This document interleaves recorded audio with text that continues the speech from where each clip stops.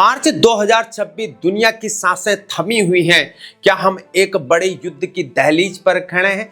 China ने Taiwan को चारों तरफ से घेर लिया है, अरुणाचल प्रदेश पर अपनी दावेदारी तेज कर दी है और साउथ चाइना सी में उसकी तकरार अब दुश्मनी में बदल चुकी है। लेकिन सवाल यह है कि क्या चीन वाकई युद्ध चाहता है या यह किसी बड़े मास्टर प्लान का हिस्सा है जो इस वक्त वॉर जोन बन चुके हैं।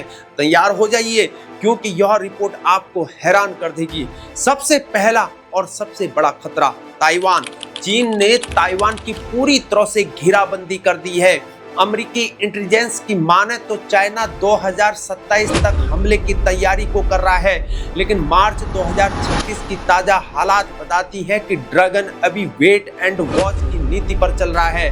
वह बिना गोली चलाए ताइवान को घुटनों पर लाना चाहता है। दूसरा मोर्चा है हमारा प्यारा भारत। गलवान 2020 के बाद से तनाव कम नहीं हुआ है। चाइना ने हाल ही में अरुणाचल प्रदेश को अपना कोर इंटरेस्ट यानी कि सबसे महत्वपूर्ण हिस्सा घोषित करके आग में घी डालने का काम कर दिया है। लद्दाख से लेकर अरुणाचल तक दोनों देशों ने भारी हथियार तैनात कर दिए हैं। भारत ने भी साफ कर दिया है कि 1 इंच जमीन भी नहीं मिलेगी। अब बात करते हैं समंदर की। फिलीपींस और वियतनाम के साथ चीन की झड़प रोज की बात हो गई है। मार्च 2026 में बातचीत तो शुरू हुई है, लेकिन समंदर में चीनी जहाजों की दादागिरी कम नहीं हो रही है।